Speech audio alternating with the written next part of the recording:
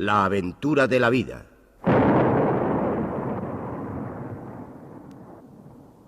Un programa de Radio Nacional de España con guión, dirección y presentación de Félix Rodríguez de la Fuente.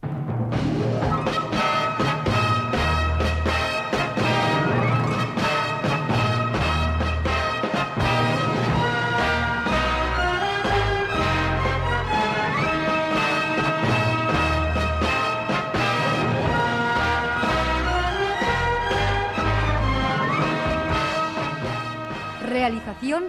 Herminio Verdú.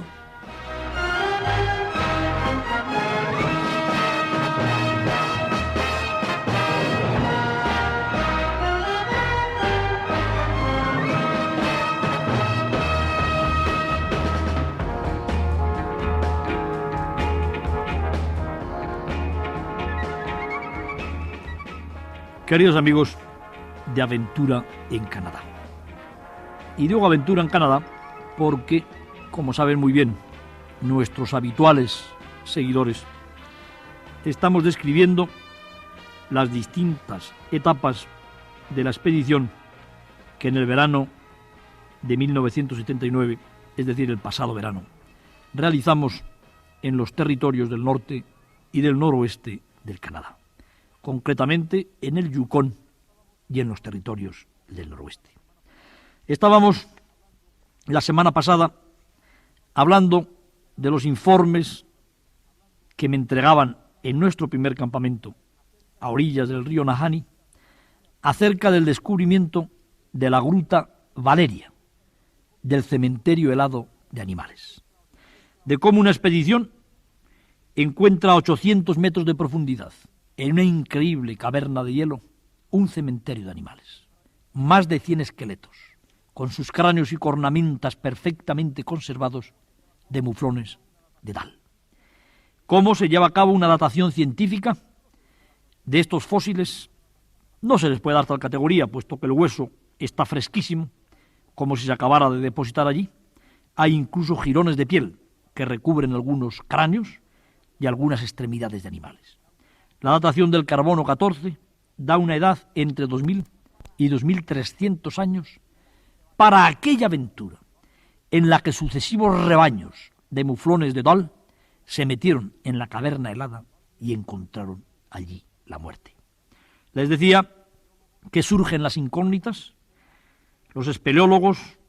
los sabios, los aventureros se preguntan ¿por qué entraron los muflones 800 metros de profundidad en una caverna de oscuridad absoluta? ¿Cuál es la fuerza que les impulsó a meterse allí? Y después, ¿por qué no pudieron salir? ¿Por qué entraron precisamente en la época entre hace 2000 y 2300 años? ¿Por qué no han vuelto a entrar? ¿Cuántos misterios? ¿Por qué es este, de verdad, el único cementerio de animales que se conoce en el mundo, con más de 100 esqueletos y cráneos de animales? Les decía la semana pasada que cuando esa mezcla de pionero, de diplomático y de afabilísimo y educadísimo políglota que es Darcy Thorpe, nuestro asesor en la expedición del Canadá, que nos acompaña en todas las expediciones, está poniendo sobre la mesa que todavía huele a café americano, ese café ligero que no puede faltar en ningún campamento, que perfuma el ambiente. Cuando está poniendo aquella tentación delante de mis ojos, de alguna manera su mirada azul está reconviniéndome como para quitarme presuntas tentaciones de filmar la caverna. Y efectivamente, cuando yo exploto con mi característico entusiasmo, sobre todo cuando estoy a muchos miles de kilómetros de la civilización, y digo, eso tenemos que rodarlo, Darcy Thorpe, con su frialdad, su objetividad anglosajona, me dice, yo no te lo aconsejaría. Ahí fracasó un gran equipo, no se ha podido hacer una película en color, solo fotografías con pequeños flashes en blanco y negro. Es una caverna muy profunda. Hay una temperatura constante entre 5 y 15 grados bajo cero. La primera parte de la caverna es barro, la segunda parte de la caverna es hielo. Se necesita mucho material, mucho equipamiento, mucho entrenamiento para rodar la caverna ligeramente. No digamos para hacer lo que tú pretendes, que es retratar la catedral de hielo. Eso implicaría una expedición como la que montó hace unos años el comandante Cousteau,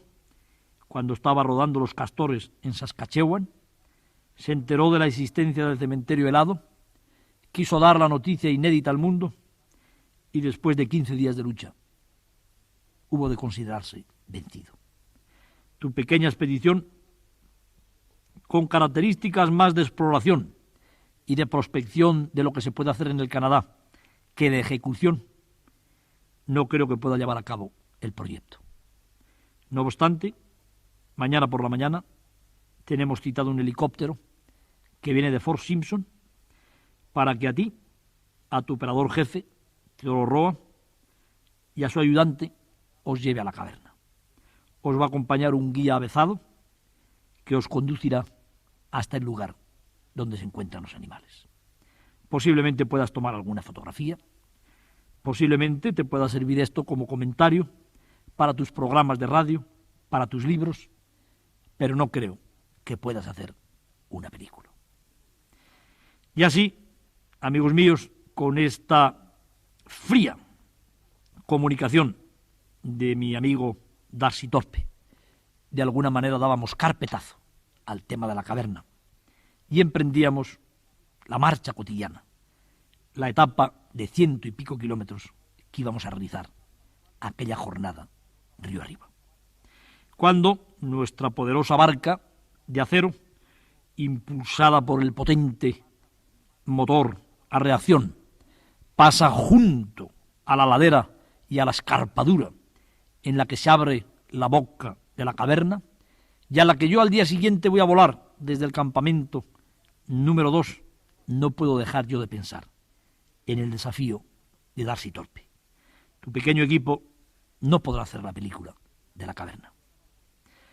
Tenía quizá la oportunidad de mi vida, hacer algo que no había hecho nadie y en cuya ejecución había tenido que abandonar, sin que ello implique ninguna descalificación, ni mucho menos, para él, uno de los hombres más importantes del mundo en la realización de películas de la naturaleza. Un hombre al que he considerado mi maestro, al que aprecio, y un hombre que ha tenido la inmensa desgracia de perder a su continuador, a su hijo querido, a Philippe Cousteau, concretamente la víspera del día en que yo emprendía con mis hombres la expedición a Canadá. Y pasando en la perpendicular de aquella caverna que desde el campamento número 1 se veía en la lejanía, rodeado de bruma, después de que habíamos atravesado los 10-15 kilómetros de río que nos separaban de ella, yo me hago una firme promesa a mí mismo. Voy a tratar, aunque evidentemente fracase, de filmar la caverna. No me voy a contentar con trasladarme a ella, con realizar una pequeña exploración. Y en aquel momento, en aquella barca que atraviesa a rauda las blancas aguas del río Nahanni, yo le estoy dando instrucciones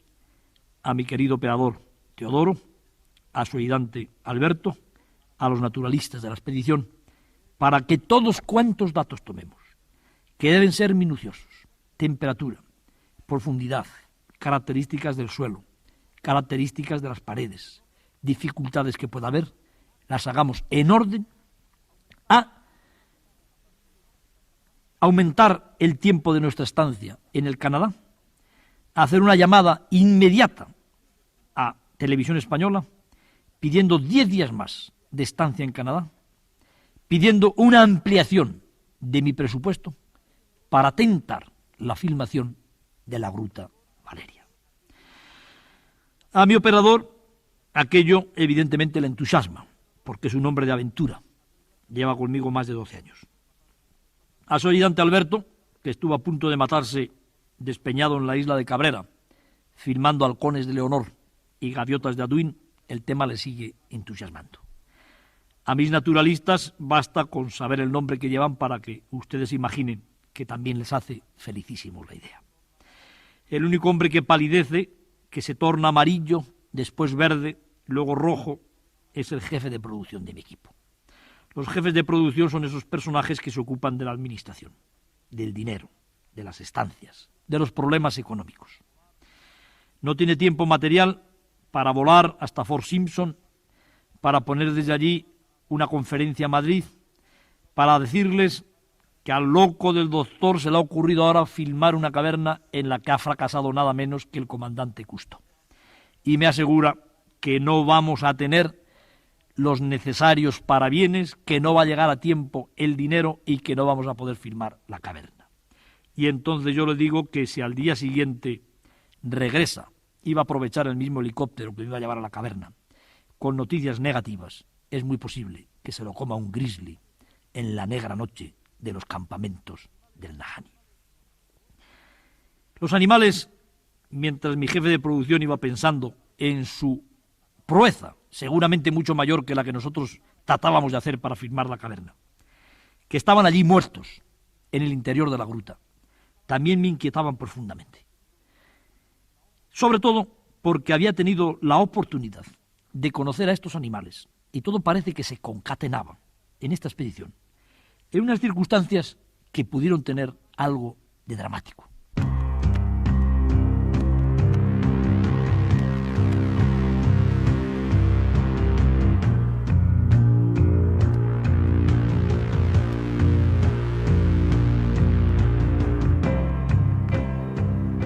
Fue una semana antes,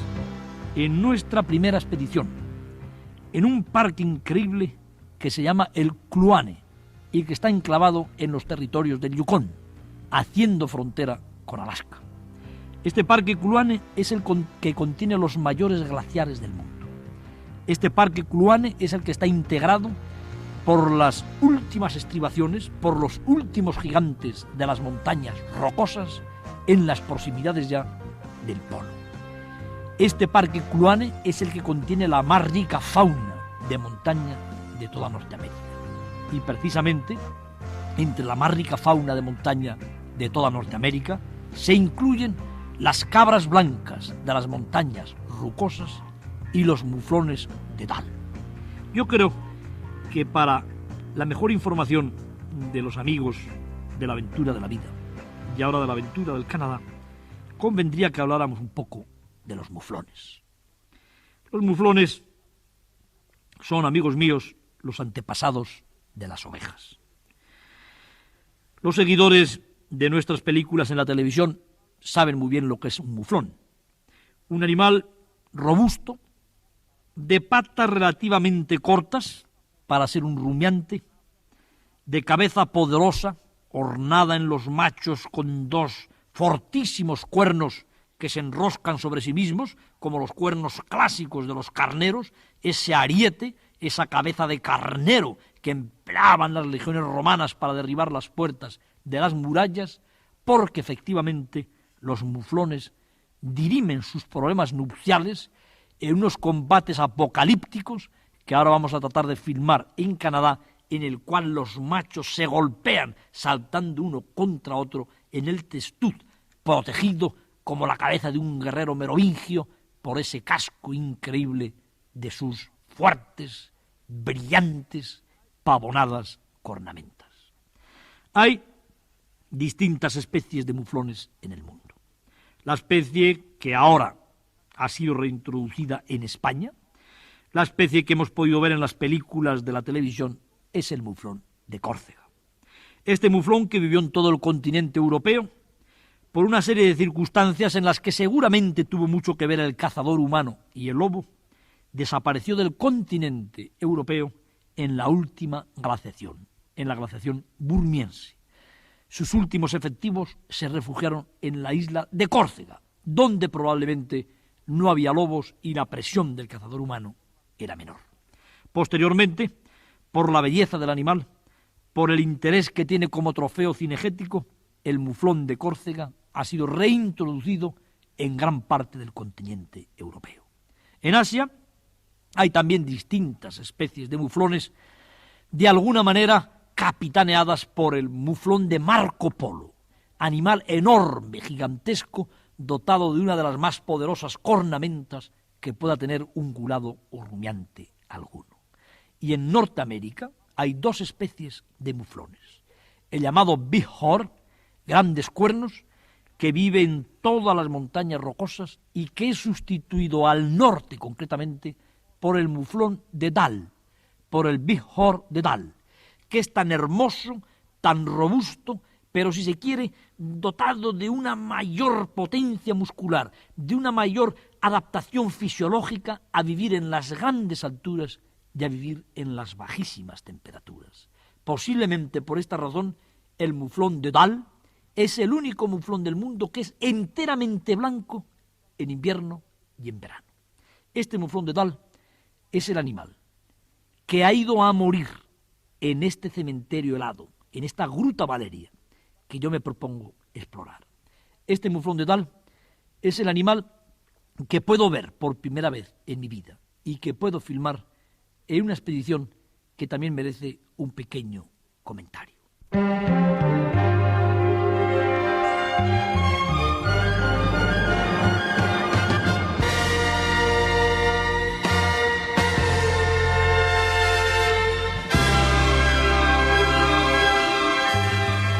Parte esta expedición en la primera semana del mes de julio de 1979 de un pequeño lodge, de un pequeño alojamiento que únicamente se abre durante la corta primavera y el verano de estas altas latitudes del Yukón y que está junto a un lago que se llama el Kathleen Lake. El lodge Kathleen Lake acoge a prospectores de minerales, acoge en su amplio bar a los indios que viven en un poblado muy cerca y que a uno le permiten admirar los tipos vigorosos, rechonchos de aquellos indios del norte, muchos de los cuales, por desgracia, hoy están totalmente alcoholizados. Este lodge le permite también admirar al dueño del lodge, que es un antiguo minero desde los de la época del Klondike. Perdone. Y muy cerca, en una explanada que hay en la entrada del alojamiento, está preparado nuestro pequeño grupo expedicionario, Teodoro Roa, su ayudante Alberto, un naturalista anglo-español que se llama Patrick Losley, y digo anglo-español porque nacido en Inglaterra y de conocida raigambre inglesa, vive no obstante tanto él como su familia gran parte de su vida en España. Subimos en un helicóptero Alouette conducido por un piloto excepcional, Ron de nombre, hombre rubio, de ojos azules, con aspecto escandinavo y que demuestra, como comprobaría después, unas cualidades increíbles para pilotar esta nave con la cual pretendemos ascender a los 3.000, 4.000 metros a las praderas alpinas donde se apacentan los muflones de Dall. El clima en el Gran Norte es la gran incógnita. El clima en una cordillera, la cordillera de las montañas rocosas, que desemboca prácticamente en el Pacífico Norte, por cuyas últimas vallejadas se cuelan las borrascas de manera inesperada, ha causado tremendos disgustos a los expedicionarios de estos picos y de estos glaciares. El clima aconsejaba al director del Parque Kluane, amabilísimo con nosotros, y que desayunaba aquella mañana en el Kathleen, a que desistamos de llevar a cabo nuestro proyecto de filmación en las praderas alpinas de los blancos carneros de Dall. Pero uno que no sé por qué razón piensa que tiene cierto poder de convicción, aunque para ello tenga que balbucir al inglés, el inglés llega a convencer al director del Parque Kluane y al piloto Ron para que, aprovechando el primer claro en aquel día cambiante de nubes y de amplios espacios azules abiertos, nos colemos por él, teniendo en cuenta de que son las 7 de la mañana, de que hay más de 20 horas de luz y de que malo ha de ser para que no tengamos una oportunidad para regresar al lodge después de haber sido depositados en las altas praderas alpinas. Convencido todo el mundo, y autoconvencido yo mismo, cargamos las 2 cámaras, los trípodes, los teleobjetivos, la película, las cámaras fotográficas y el ligero Alouette, conducido por las expertísimas manos de Ron, despega verticalmente a buscar un profundo valle por el que discurre un río precioso, río en el que me cuentan que hubo muchas prospecciones y muchas búsquedas de oro en la época de las aventuras del Klondike, y metidos por aquel reducto, por aquella especie de túnel que representaba el valle profundísimo coronado de nubes por encima, vamos subiendo hasta llegar un momento en el que se abren las nubes y aparecen ante nosotros inmensos, majestáticos, bellísimos, los últimos, los más grandes glaciares del mundo en los picos norteños de las montañas rocosas. Como habíamos quedado, se nos deja en una meseta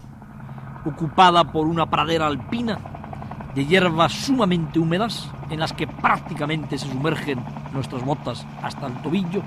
y que es un sitio perfecto, extraordinario para filmar a los bufones. Tiene que volver evidentemente el helicóptero porque no puede permanecer allí con la turbina parada para volver a recogernos 8 horas más tarde. Montamos nosotros una pequeña estrategia que consistía en que Patrick Losley, muchacho joven, y Alberto Mariano, el ayudante de cámara, también joven, hacen un gancho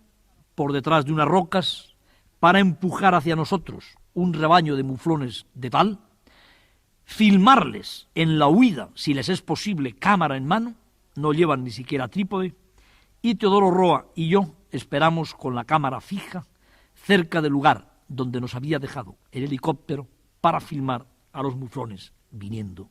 hacia nosotros. El gancho que tenían que dar los compañeros de nuestro equipo podía representar 2 horas y media, 3 horas de viaje. Mientras tanto, y al decir de viaje me refiero a una marcha durísima por una ladera de hierbas encharcadas en la que de vez en cuando salen tremendas rocas graníticas aristadas, puesto que están la mayor parte del año bajo el peso de grandes capas de nieve o de hielo. Mientras ellos van realizando esta marcha, que tiene por objeto ojear hacia nosotros los muflones de tal que hemos visto desde el helicóptero que se apacentan en una alta pradera, nos dedicamos a filmar marmotas y ardillas terrestres.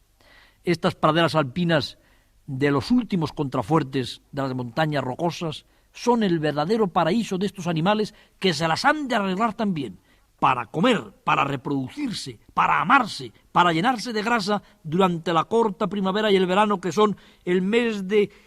mayo, junio, julio y agosto, a letargarse en septiembre y pasar el resto del invierno metidas en sus profundas madrigueras con una gran capa de hielo y de nieve encima de ellas, respirando evidentemente gracias a la permeabilidad de la nieve y profundamente aletargadas, sumidas en el sueño invernal. Las marmotas no despiertan prácticamente y las ardillas, que atesoran en el interior de las despensas de sus madrigueras gran cantidad de brotes de esa hierba que sale rápidamente en las praderas alpinas, de esas frutillas y de las semillas de esas hierbas, pueden vivir despertando de cuando en cuando en su modorra, no tan profunda como la de las marmotas, con lo que acumulan en esas despensas subterráneas. Estamos nosotros absorbidos por la filmación de estas interesantísimas criaturas. Hemos visto incluso como un rayo dorado el águila real norteamericana que trata de capturar a una marmota, que se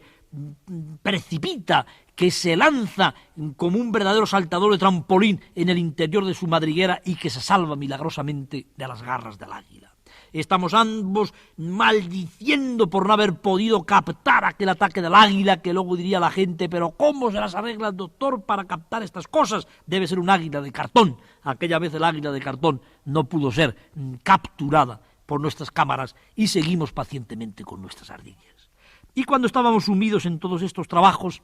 casi sin darnos cuenta, sin tener que mirar al cielo, puesto que un operador avezado de una persona que se gana la vida haciendo películas, le basta con mirar al paisaje para darse cuenta de que la luz va cayendo. Llegamos a unos límites en los que el fotómetro nos dice que no podemos rodar ni siquiera con película sensible. La borrasca, las nubes que habían estado más altas, se iban depositando inexorablemente en nuestro entorno. No vemos ya ni mucho menos el portillo por el que tienen que venir los presuntos carneros de Dal. No vemos evidentemente ni tenemos la menor noticia de dónde están Patrick, Losley y Alberto Mariano, cargados con su cámara de cine y con sus cámaras fotográficas. Y cuando estamos en esta situación y observamos que de tarde en tarde una ráfaga de viento abre un pequeño claro por algún sitio, volvemos a oír el familiar tableteo del motor, del helicóptero, que vuelve 5 horas antes del tiempo fijado. Y efectivamente aparece la llamativa roja y blanca y azul silueta del pequeño helicóptero. El helicóptero se posa primero arriba, recoge teóricamente, puesto que nosotros no lo vemos, a los 2 miembros de nuestra expedición que iban a hacer el ojeo y que habían llegado ya casi a la ladera alta de un pico, y después desciende a la pradera alpina donde había realizado el primer aterrizaje, y rápidamente nos hace señales el piloto Ron para que corramos, para que nos metamos en el helicóptero. Tenemos nosotros que recoger muchas cosas, desmontar una cámara pesada de cine que hay sobre un trípode, recoger las latas de material, desmontar una tienda de campaña que habíamos montado para evitar que se mojara el material para el caso de una emergencia. Es algo que no se hace en 2 minutos.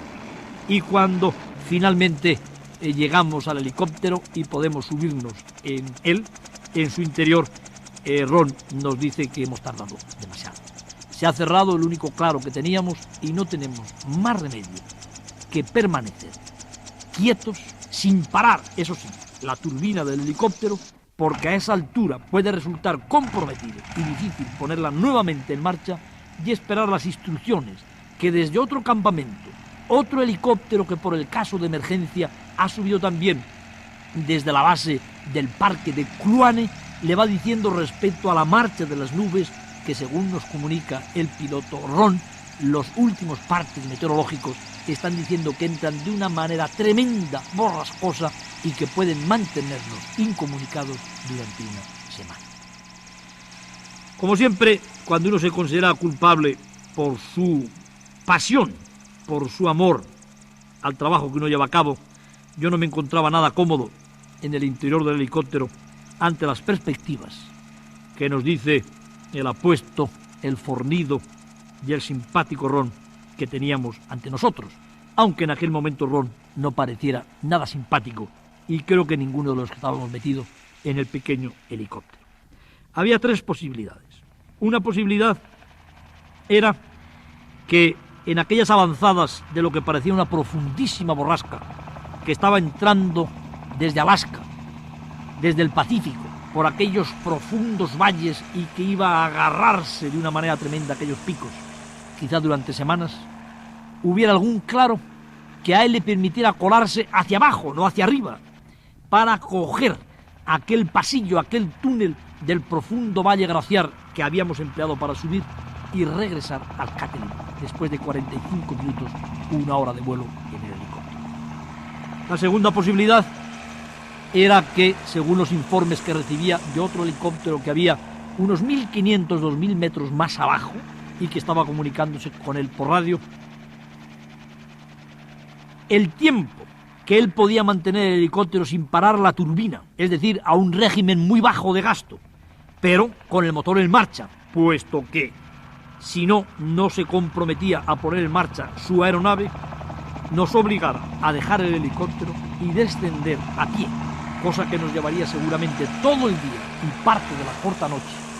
por zonas verdaderamente difíciles y desconocidas totalmente para nosotros, al campamento inferior donde estaba el helicóptero número 2, en el que trataríamos de volver hacia el Catherine. Y finalmente, la tercera probabilidad era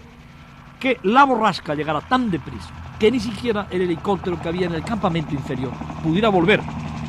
Después de aquella larga marcha nuestra hacia el Catherine, hubiéramos de permanecer esperando que una expedición que se montaría después de nuestra petición de socorro a la central del parque,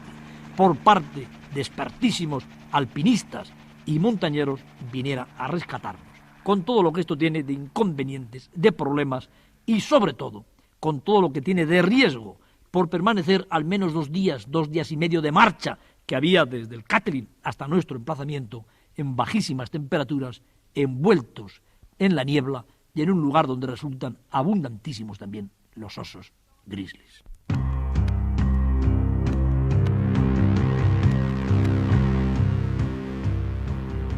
Resultaba absolutamente increíble la tensión de este hombre, de Ron, del piloto, que es un hombre nacido en Whitehorse, es decir, en el norte del Canadá. Es un hombre que se hizo piloto de helicópteros precisamente para poder trabajar en estos lugares, bien sea conduciendo a montañeros, a expedicionarios, sobre todo en el salvamento de montañeros perdidos. De todo esto nos iba hablando como para animarnos mientras iban viniendo hacia nosotros las terribles nubes de la borrasca, y con la particularidad de un hecho que, por un lado, nos llenó si no de temor, por lo menos de inquietud, y por otro lado nos tranquilizaba enormemente.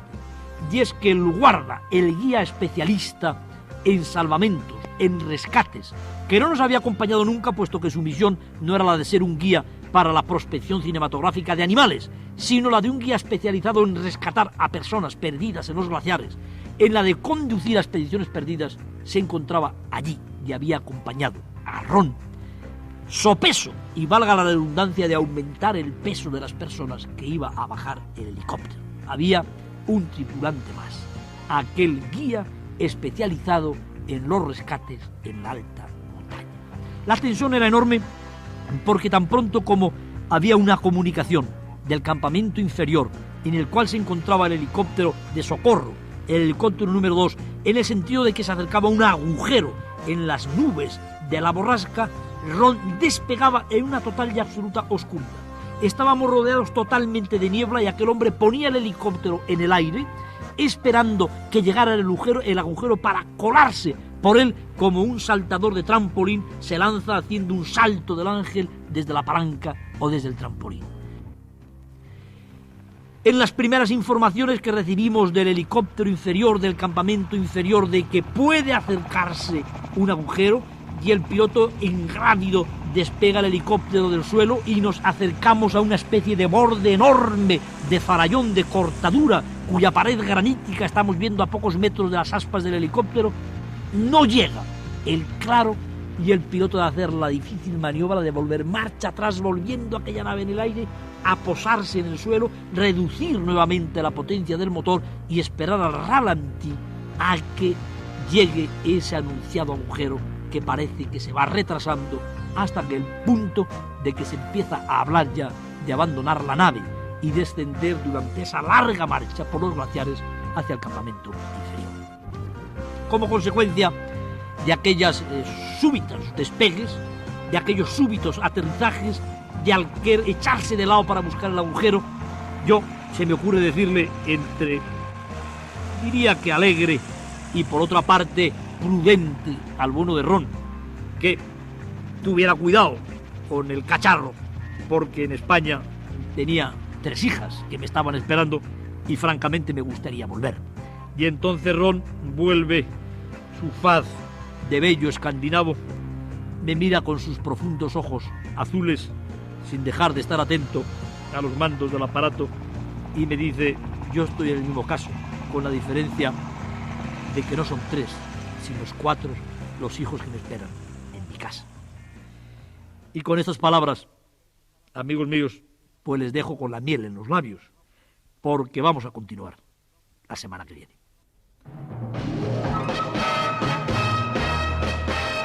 La próxima semana, de nuevo, en su receptor, La aventura de la vida.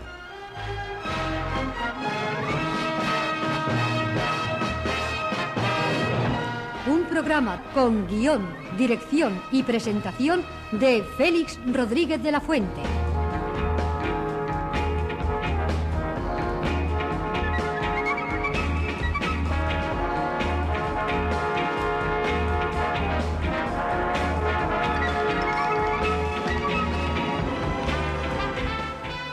Montaje musical, Eugenio Borrego.